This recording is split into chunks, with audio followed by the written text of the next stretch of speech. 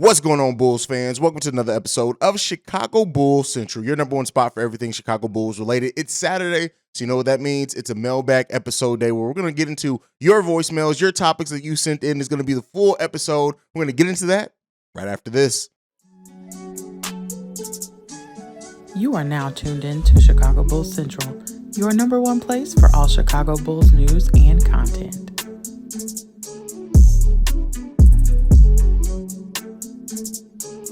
All right, Bulls fans. Yes, it's the mailbag episode, but as you guys always know, I like to start it off with a little something, especially if it's not touched on in the voicemail so far. So one of the things that I do want to talk about is that all the sneak peeks that we've gotten of Bulls practice so far, the post-practice interviews and the media availability that we've gotten from a lot of players, it just seems like there's just a different energy around this team this year. Even despite the injury to Lonzo Ball, the confidence of this team is all real high right now. And yeah, one could say that it's training camp. It's supposed to be high. It's easy to be high now until the games start, which only a few days away from Bulls basketball, by the way, people. But with all that being said as well, like it's just a different energy and I think a level of focus. And I don't know, I guess everybody kind of knows their roles. That's one of the things that the benefit of continuity. Everybody kind of knows what roles they're going to be. They know what they needed to work on this summer because the Bulls didn't make any big changes or major changes to the roster. So everybody's kind of coming in knowing, hey, this is where I can get in. This is my fit. This is how I play with this player. Yeah, we can improve on those things. We can work on certain aspects of our game, but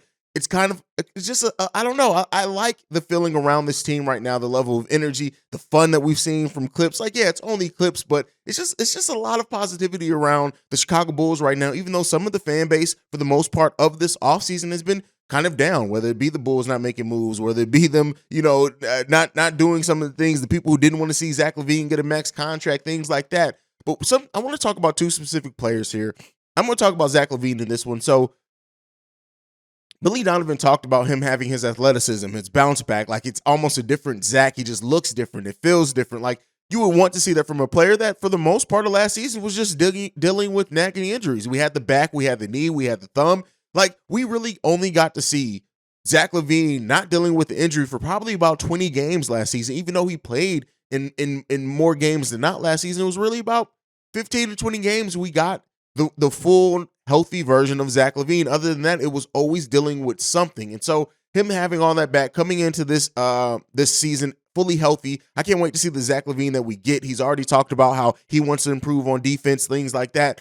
A primed in, locked in Zach LaVine, especially on the defensive end of the ball, can definitely change some things around this team. Now, another player who I know a lot of Bulls fans, let me not even say a lot of Bulls fans are going to say after this, oh, well, it's just working in that trade value. A lot of you guys said that last season too, and Kobe White was still on that team, and that's who we're going to talk about next is Kobe White. Kobe White, Billy Donovan, in the way that he's talked about Kobe White in a couple of different post-practice interviews so far has just seemed really high on Kobe White, like really at the fact of like he understands, I think Billy Donovan, what Kobe White being locked in, if he can make some improvements, a consistent Kobe White can mean and how he can change this bench as far as scoring wise. Billy Donovan, if you've seen any of those post practice and even media day availabilities, like he is. I'm not going to say he's like ecstatic over Kobe White, but he seems really high on Kobe and what he can do and what he can mean to this team. And Kobe White seems like a level of also understanding. Billy Donovan's talked about how like Kobe in his rookie year before Billy Donovan came in here, he got to start only a couple of games before COVID came in. And then, moving around the different positions he played on the roster under Billy Donovan. And, he's starting one day, coming off the bench another. So Billy Donovan's built that in, and I do think that means that for those that wondered or thought or whatever, the Kobe, I don't want to call them haters, but like that think that the Kobe is just a dead man walking on the Chicago Bulls team, I think head coach Billy Donovan and this front office is going to give Kobe White every chance to succeed, and I don't just mean to up his trade value. Kobe's talked about, whether they need him at the point guard, the 2, the 3, which Billy Donovan even talked about Kobe playing at the 3. Yeah, that's not a great position for him considering, the wingspan and things, but I think with Kobe White, if he is locked in, if he does make improvements, if he can be more consistent, what he can be off this bench could be huge for the Chicago Bulls and a team that needed scoring drastically off the bench. And then you also add Goran Dragic to that bench. I do think Goran Dragic is going to come off the bench not being in the starting lineup. We all know that if you've been watching me long enough. For those that are getting ready to say, but what if Dragic is the starting point guard? I think he's going to be a bench player. But in what you can add with shooting and scoring both from these guys. Alex Caruso, when his shot is falling, but we know Alex does so much other things around on the team. You're adding Andre Drummond, who can be a 10-point per game scorer or close to it off the bench for the Chicago Bulls team as well. I think that, this bench is maybe better than what some of us are expecting and what some analysts are expecting as well. But I do like what I'm hearing from Kobe. I like what I've seen from Andre Drummond and so far in practice and things like this. This is going to be a fun team to watch and more fun than what I think a lot of people are giving us credit to be. But that's it. I just wanted to talk about those. It was kind of on my mind. But let's go ahead and dive into the voicemails for this week. First up, I should say, we got 8 Lives. What's going on? Hey, this is 8 Lives. Man, I wanted to call in today to talk about your boy Dalen Terry, man. Man, I really believe that they did a good job, a great job with this pick. I'm going to say something. I don't want people to have a heart attack and fall all out. I really don't be comparisons, but I just want to let the fans kind of know, if you pay attention and look where his ceiling could be. If you pay attention to my boy, the Mate, Sean Marion, they both have similar games. I mean, of course, Dalen shot is not as good as Sean Marion's is, and I'm sure it's not as ugly.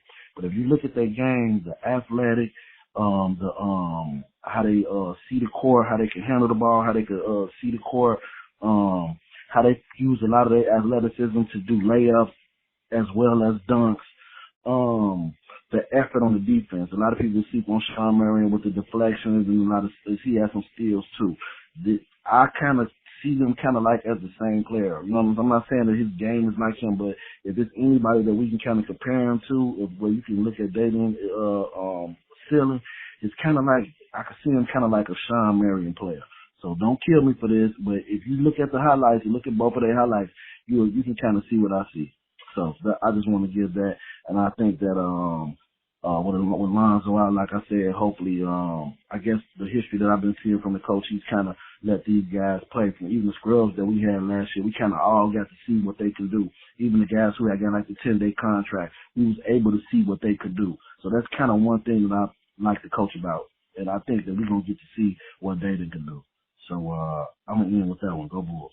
All right, 8 Lives actually brings in a comparison that I can honestly say I've never thought of. I've never heard. If anybody else has heard this comparison or made that, shout out to you guys. I've just not seen it. But the Dalen Terry to Sean Marion comparisons, while their games, I think, could be different, right? I do think Sean Marion was a 3-4, even though AK has said that he wants to see Dalen Terry play some small ball 4. But I look at this and I say, more so the glue guy aspect of it. Sean Marion was the glue guy of those Phoenix Sun teams when you look at it. Like Steve Nash, Amari Stoudemire, but it really was Sean Marion who kind of did everything else. Yeah, he had times where he scored big time. He had, in his three-point shot, definitely. Dalen Terry's shot is definitely, in general, way prettier than Sean Marion's ever was or could be. But, even then, Sean Marion didn't come into the league with the best shot, and he was able to turn that, especially if you left him open, into a threat. And I think if Dalen Terry can continue to work on his shot,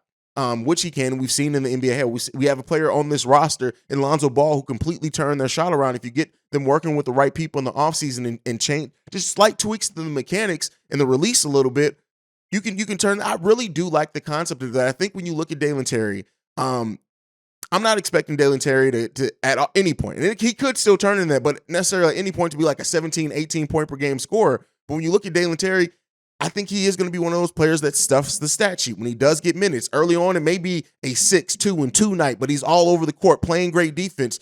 If he does eventually turn himself into a starter, which I do think that he can and will do, you can look at Dalen Terry as maybe being a 12 to 14 point per game scorer with 6 rebounds, 4 or 5 assists, like a couple of steals. Like Dalen Terry has that potential, and he has the drive to do so as well. I really do like, and I think that's a really good comparison to compare him to Sean Marion. Like I said, maybe not exactly from the skill set overlining 1-1, but from the standpoint of just being the guy who just gets things done, the glue guy who especially if like Patrick Williams develops to the point that we hope and can see at times that Patrick Williams may develop into. You got Ayo Dosunmu and how he develops and things like that. I like that comparison a lot. Let me know what you guys think down below on Dalen Terry, Sean Marion comps, and if you kind of see, and if you wouldn't mind Dalen Terry turning into a Sean Marion type of player. Like that's That's one of the better comparisons that I've heard for Dalen Terry. There's a lot of players, especially right now, when we haven't gotten to see Dalen Terry in a single NBA game, much less make any developments or anything like that. Didn't play a lot in college. It's kind of hard to really project and make true comps for him. But when you look at Shawn Marion for a career, he's a 15-point per game scorer. About 35 minutes per game. He had a field goal percentage of 48%, three-point percentage of 33%, a free throw percentage of 81%. He averaged 8.7 rebounds, 1.9 assists, and 1.5 steals and a block per game over his whole career. That is a solid career from Shawn Marion too, by the way, averaging that much. Now, Dalen Terry, does he get the type of rebounds? I guess it remains to be seen. Shawn Marion also 6'7", 228 pounds. We know that Dalen Terry weighs much less than that. He's 6'7" as well, but I think it's 197 pounds for Dalen Terry, at least at draft time. But I don't hate those comps at all. That's a solid comp and from a solid player who I think Shawn Marion had a couple of 20-point per game seasons in his career. But yeah, I would not mind if Dalen Terry turned into Shawn Marion. Wouldn't mind it at all. All right, let's go ahead and move into the next voicemail. This one is from Ace. What's up, Hayes? This is Ace calling in again, man. I was calling in on a couple different things. I'll make it quick, though, or as quick as possible. I think on the positive side, Lonzo Ball coming back, we'll probably say after All-Star break, is actually a positive thing. And I'm going to say that to say this. We're going to develop Ayo Dosunmu a lot more. We're going to see what we have in Dragic. That two right there, that can be your 1 and 2 backup point guards going forward early in the season, but later on, of course, Lonzo comes back. He may not be starting. Right now, you probably got to start a lineup of Ayo Dosunmu, Zach LaVine, DeRozan, Pat Williams, and Vooch. When Lonzo Ball comes back, you got coming off the bench, man, you got fucking Dragic, you got Ball that can possibly play the off guard at that position, just coming back. I ain't talking about he's going to be off guard. But if you got Dragic, Ball, Caruso, Dalen Terry or Drummond or whoever else, Javonte Green, whoever else you want to throw at that 4 position, that's a strong-ass bench coming back in the second half of the season. Not to mention, it's going to allow the opportunity for Kobe White to get seen by Lonzo Ball not being there. So if Kobe White balls out, he's going to up his trade value if we decide to trade him. And hell, you open up the opportunity to get a nice-ass backup power forward at that point. Somebody that actually brings something that Patrick Williams doesn't bring to the table right behind him coming off the bench. So I look at this as being a blessing in disguise, and I think the team is going to be a lot better because of it later on. Also, man, I got a quick question. Did you see, I think it's training day 2, Andre Drummond coming from the free throw line? I don't know if he crossed over Dalen Terry or somebody, but this guy's ball handling is literally underrated. I've seen him cross over somebody from the free throw line, go in and do a nasty ass layup. Like, if Andre Drummond can push the ball up the floor with the rest of those guys, we're going to be in for a hell of a season, because I don't think anybody has ever used Andre Drummond to the best of his ability. The guy's best running up and down the court, and they've always tried to put him in like a post basic center position. And he's not that type of big. He's a run the floor type of big. Put the ball in his hand, pass the ball, run and gun. I think we're going to see the best version of Andre Drummond that people have ever seen, period. Well, maybe not in his early years when he's doing double-doubles, but I think this version is going to be a lot better for his career going forward. All right, let me know your thoughts on that. Peace. All right, Ace brings up the benefits that we could see in player development, getting extra minutes and things while Lonzo Ball is out. And I do like that. I think this is going to be a time where we may see them rely heavily on Goran Dragic. And so it doesn't necessarily go to the younger players, but we know Ayo, either way, he's going to continue to get minutes. He got it last season. If he's the starter or not, he's going to continue to get his minutes. Does Dalen Terry crack into that rotation a little bit? I think that if we're trying to find a positive in the Lonzo Ball situation, which is overall a very sucky situation and not a lot of positives to be found in it, but if you can, is that the team is going to have to, at this point of the season, they're going to have to learn to defend. They don't have Lonzo Ball as the crutch there. They're going to have to learn to defend, keep up that defensive intensity, whether Lonzo was on the court or not on the court. Ayo's going to get some reps at that starting point guard position. I do believe he's going to be that starting point guard, so he's going to get to develop that way, be out there with the starters, not necessarily need to score a lot because he's out there with DeMar DeRozan, Zach LaVine, Nikola Vucevic, and also Patrick Williams if he does take a step up as a scorer as well. So the thing with Io, I do think if Io doesn't pass up in some of the shots that he did pass up in crutch times or things like that, you can look at him definitely getting into double-digit scoring per game for this team. But I like the chances that this is going to, the opportunity, I should say, that is going to provide other players to step up and play maybe different roles that are needed for this team. Kobe White, now his three-point shooting becomes even more of a value for the Chicago Bulls team if he can be consistent at it, because we don't have Lonzo Ball out there shooting threes in the way in the clip that he did last season. So now having Kobe White come off catch and shoot positions is going to be even greater because we don't have that Lonzo Ball to do that. So yeah, if any positives are going to be pulled out of that, it is the how players are going to be now forced to be relied on. And if they respond to that, that situation with playing well, if they respond to that with earning more minutes, if they respond to that with just playing better, and this team comes together defensively a little bit better because they don't have the amazing defender that Lonzo Ball is, and players realize, hey, we got to step up. Now when Lonzo Ball does come back, when he comes back, it's going to be special, especially this team uses that time to build some chemistry. Now, the second part of Ace's voicemail, Andre Drummond and his ball handling. Billy Donovan did talk about at Media Day, Andre Drummond as a facilitator. But I agree, like, at least in that, well, again, it's practice, it's kind of one-on-one. It is what it is. You'll see players, NBA players, do some things that you will never see in games and think, why don't they do that in games? Because styles are a little bit different. Now, to your point, do we see the best version of Andre Drummond? I think so. I think when you look at Andre Drummond and the way that he's embraced and how better he's looked with less minutes over the latter part of his career and the efficiency that he's had, he's becoming a more efficient player in those times. And I do think that a bench version of Andre Drummond, still only being 29 years old, hopefully being on a team that learns to push the pace, use him in pick and roll. He's a great role man. I think we could see.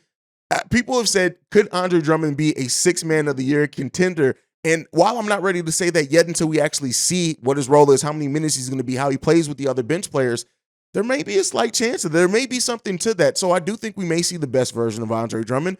I don't know how much ball handling we're going to see him do. It was a great clip, by the way, guys. It was great to see Andre Drummond take somebody from the free throw line off the dribble and then dunk the ball. I just don't know how much we see in that in game time, but if we do, I'm not going to be mad at it. All right, let's get into the next voicemail. This one's from Shay.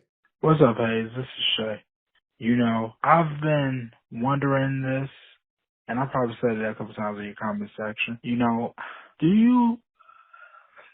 it safe to say that if it wasn't for injuries, players like Draymond Green and Jimmy Butler wouldn't get a chance to show who they actually really are as players, or as we see them right now? Think about it. With Jimmy Butler's case, Rip Hamilton and Luol Deng went down. Then Tom Thibodeau had no choice but to use him. And then he ended up showing what he could do, and then he got better and got better and got better. Think about it. He was an end-of-the-bench guy. Same thing with Draymond Green. If David Lee doesn't go down that season that they won the championship in 2015, I don't think you're going to see Draymond Green too much in that rotation, or he will become the player that he is now. And you can use the Chicago Bulls again. Ayo Dosunmu. If Lonzo Ball and Alex Caruso doesn't go down last season, you don't get to see who he is now. Is it safe to say that players like that should thank injuries for the success that they have now? Anyway, tell me what you think. Peace. Okay, so I had to do a little research on this one. I think Shay is kind of overlooking things. So, for example, in Jimmy Butler's second season, because we all know he didn't play as a rookie, he played in all 82 games. He played 26 minutes per game in that time. But Luol Deng was not injured that season. Luol Deng actually played in 75 games that season and was an all-star. That was the 2012-2013 season. So no, Jimmy Butler, now the next season after his second season, so Jimmy Butler's third season, he took a leap scoring-wise, absolutely. And Jimmy Butler's second season was 8.6 point per game scorer. He took a huge leap in his third season, averaging 13.1 points per game. And he did play more minutes. He went from 26 minutes his second season to 38 minutes per game in his third season. And I guess maybe that's what Shay meant, is that he got more opportunity. He took advantage of our opportunity scoring-wise. But Jimmy Butler had already earned his spot in the rotation by then. He wasn't still fighting for a spot in the rotation at that point. It was 2012-13 when Jimmy Butler earned that position, playing all 82 games, playing over 20 minutes per game. Now, in the following season, that's when Luol Deng only played 23 games, he averaged 19 points per game, but Jimmy Butler took an uptick then and took advantage of that opportunity. But Jimmy Butler already earned his role at that point. Similar with the Draymond Green situation. So Draymond Green, actually, the season that Draymond Green stepped up, David Lee also, he was not injured that year. Now, when they did win a title, yeah, David Lee got injured that year, but I think Shai's a little bit off on some of his things. Draymond had already earned his spot in the rotation. Draymond actually was getting minutes early in his career, in his rookie year. So his role, of course, increased. So you got to look at, for example, in Draymond Green's rookie year, he played in 79 games, averaged 13 minutes per game, but only 2.9 points. In his second season, he played all 82 games, 21.9 minutes per game, 6.2 points per game. But David Lee was playing in that. In that same season, David Lee was averaging for the Golden State Warriors 37 minutes per game. So I think Shai's a little bit off thinking that Draymond and Jimmy only got opportunities because of injuries. At that point, they were already firmly a part of that team's rotation. They, of course, saw a scoring uptick with the absence of other players. But using that for the Ayo Dosunmu comparison, injury does, as we talked about in that first voicemail, injury does provide a chance and other opportunities for players that maybe wouldn't have gotten it otherwise. Who steps up in that is always going to be key. Jimmy took a step up scoring wise, as did Draymond Green took a step scoring wise, but they were already part of the rotation. Same with Ayo. Ayo earned a spot in the rotation even before Lonzo went down. Now we saw that role, of course, increase once Lonzo went down, and with Lonzo still being out, we're going to see that increase even further. But I think it all boils down to this too. It's the player's mentality. It's the work that the player puts in practice to take notice of the coaches. They even said in the press conference, right, in the media day, that they thought that Ayo Dosunmu was going to be somebody that came up and down from the G League. How he came in, how he performed in training camp, how he performed in practice, how he performed in the preseason earned him a spot in the rotation. And then as he continued to play well in those spot minutes that he got, his role increased naturally over time, and then he took advantage of the injury. That's what we're seeing from Ayo Dosunmu, very similar to those players. Thank you for that voicemail, Shay. Let's go ahead and get into this next one. This one's from Marvin. What's up, hey, Marvin? Quick and sweet, man. I wanted to chime in and leave a little comment on the Lonzo Ball issue. First of all, I want to say this. I know we all feel that the way the Bulls organization and the Lonzo Ball camp handled this issue is probably not to our liking, but we have it right in front of us now, guys, so let's deal with it. Also, any organization that invests $85 million on a player does deserve consideration and patience, and I think that's what we have to deal with right now. Now, the main thing is going in, getting this situation rectified, because it can be rectified, and getting our point guard back on the court. First and foremost, the games go on, so let's make sure the team is ready and getting ready to go. Hopefully, we can get through this guy, get our point guard back, and be okay. But as far as if he good signing or bad signing, I think it's a little premature to determine if or either way. So I'm not going to be long with this. I just want to say, hopefully he can get this taken care of. The Bulls can get back to full strength and get on our path to the championship. Quick and sweet. Hey, take care, guys. All right. So Marvin talks about the Lonzo Ball situation, how it's too premature to determine if it's a bad signing. And that's the thing that you get with sports fans in general. I always say Bulls fans because this is a Bulls channel, but it's more of a sports fan in general thing, is that we have these knee-jerk reactions to be quick to call something a bad deal, to call something, oh, they should have never signed him. Why did they do this? He had knee issues. It's a meniscus, right? We've seen players usually come back and make full recoveries from meniscus. I don't want to belittle it. Like, yes, it sucks that he healed slow. It sucks that he had this setback. All that sucks. But this talent that Lonzo Ball is, right, when he's on the court, and yes, the first 2 years, definitely going to miss a lot of games. Now, if the back end of this, the last 2 years of this contract, if he's fully, it's not going to be a bad, and let's see how he performs even this season in the playoffs, right? And how when he does come back, how does he perform? I'm not ready. Contrary to my counterpart over in Locked On Bulls, Pat the Designer, who does think, hey, is it time to start thinking that Lonzo was a bad contract? I don't think that. I think it's way too early to say that Lonzo Ball that was a bad signing or a bad contract, and all these people like, oh, can we trade him now? No, because what Lonzo is when he's on the court, right? It's not, and you don't want to, you're going to get pennies on the dollar. Even if a team was willing to accept Lonzo Ball right now, you're going to get pennies on the dollar, and he could still make a full recovery. And then you're looking like, hey, we didn't get much back for this trade, and Lonzo's over there. He turned into an all-star a season from now. Like, the thing with Lonzo Ball is it's going to take patience. Is it frustrating? Yes. Is it frustrating for him? Is it frustrating for the fans? It's frustrating for everybody involved. It sucks. Is this what we wanted when we signed him? No, we didn't. We weren't.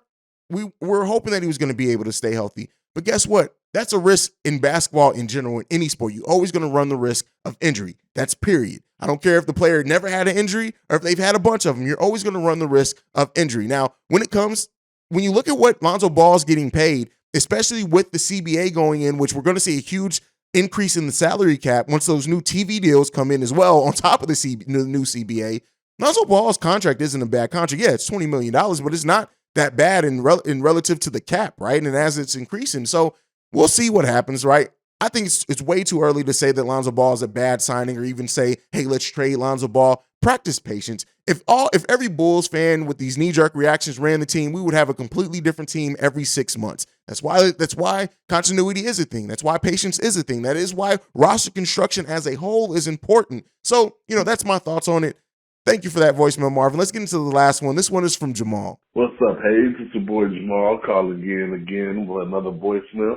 Calling you on my brand new iPhone 14 Pro Max, I might add. Yeah, that's right. No more iPhone 5 Plus or 8 Plus as I had. No, just doing a little follow-up, man. Getting a couple of thoughts off my mind. It amazes me how we're a few days away from the start of the preseason. I think officially 21 days away from the start of the regular season, and how even through all this time of the offseason, the Bulls are still in a position of do we or don't we when it comes to this team? Do we trade for Jay Crowder or don't we? Does Io and Patrick Williams and Kobe White take those next steps or don't they? What do we do about Lonzo Ball? Do we trade him or do we keep him or do we trust him and things like that? And it amazes me how this has been one of the most eventful, talked about Bulls offseason, despite the fact that no major trades even came from or major signings came from in the offseason and things like that. It's going to be interesting to see where this Bulls team heads going into this season. As we know, so many other teams have made moves to try to improve themselves, and AK and Mark Eversley are sticking with the idea that consistency and camaraderie and the idea of having years together can be the thing that helps this Bulls team get to the next level instead of just stockpiling talent. And that's going to be an interesting concept. So let me know what your thoughts are on that. Talk to you later. Bye. Shout out to Jamal on the new phone, because boy knows some of those voicemails from Jamal were rough, but he was always on topic. So I always played him when he called him, no matter the sound quality, because Jamal be on point, and he's very much on point in this one as well. The Bulls in a do we or don't we situation. I have to address that first. I don't think the Chicago Bulls are in a do we or don't we. I think Chicago Bulls fans are in a do we or don't we, and they may always be in that situation because a lot of fans always think about what's the next deal, what's the next trade we can make. Teams that, when you look at the teams that have been towards the top of the NBA for a while, they do have continuity. They do let things come together, let things gel. Look at what the Golden State Warriors went through the last year. Yeah, it was a lot based because of injury, but a lesser team, or especially some fans, would be like, hey, let's go ahead and just blow it up and start all over. Their patience in waiting for Klay Thompson to get fully healthy, their patience on how they drafted in that meantime and taking advantage of the higher draft picks than what they would have had they had full health to continue to build out a team and develop players like a Gary Payton III, to develop players like, and yeah, they're not on the team anymore, but they took that time to develop those players, and then it paid off once everybody was fully healthy, much like to the voicemail that we got from Ace, right? Saying the benefits of Lonzo Ball being out. The benefits that the way that the Golden State Warriors used that time that Klay was out, Steph was out at times, whatever, to develop players that when they were ready and loaded back up for a championship run, these players were battle tested. These players were secure in their roles. These players knew what was expected of them. They had a grasp of the NBA game. All those things paid off in the long run for them. So are we in a do we or don't we? No, Bulls fans are in a do we or don't we? And they may always be in that. It's always going to be, do we trade this? Do we trade that? Do we wait on Patrick Williams? Do we do this? The good thing about it is that this Bulls front office has a plan, and they're sticking to their plan, despite some of the outlook and opinions of Bulls fans and the knee-jerk reactions there, and I commend them for doing that. Now, does it have to pay off? Yes. Every year that it doesn't pay off, you shorten that leash a little bit when it comes to Bulls fans, rightfully so. It's going to take some time. But, you know, and to Jamal's point, that this is one of the most talked about Chicago Bulls offseason, even though we didn't make a lot of moves. It is what it is. Like, yes, as a fan, did I want to see the Bulls do more? Did I expect them to do more with their full mid-level exception? Yes, I can admit, let me call myself to the carpet on that. But at the end of the day, this team has a plan. Let's let them see this plan through. Let's see how it develops, because sometimes in plans, you don't always, because you don't see the end goal. It's harder to bet on what the end may be and not live in the now. Luckily, we have a front office that's living in the now, having improving the team some, but still having that mind on the future. Now, where does the team go from now?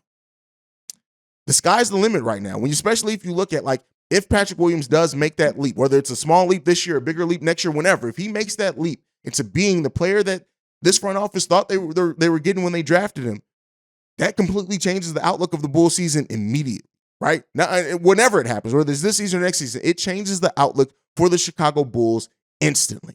Zach LaVine, if he makes a step as a defender, if he makes a step continuing to improve his efficiency and stays healthy, changes the outlook of this team instantly. Lonzo Ball, if he gets this situation, this health situation under wraps, changes the future of the Chicago Bulls instantly. Dalen Terry, if him and Ayo Dosunmu hit, changes things instantly. So where does the team go? I don't know. We're going to continue to see that play out over there. But the do we or don't we situation, I don't think we're actually in. I think the Bulls fandom is in that. Where this front office, they're locked and loaded on their plan, and they're ready to go. But that's it for today's episode of Chicago Bulls Central, the Mailbag episode. You guys are the best part of Chicago Bulls Central. Make sure you're following the show at Bulls Central Pod on every social media platform. You can also send us any feedback, questions, comments, concerns, bullcentralpod@gmail.com. Lastly, if you want to leave a text and or voicemail, the number to do so, 773-270-2799. We will also have a Mailbag episode tomorrow, which is Sunday, so get more voicemails in if you have them. Otherwise, like I like to end every episode on, go Bulls. Love you guys. Peace, y'all. This has been a presentation of the Break Media.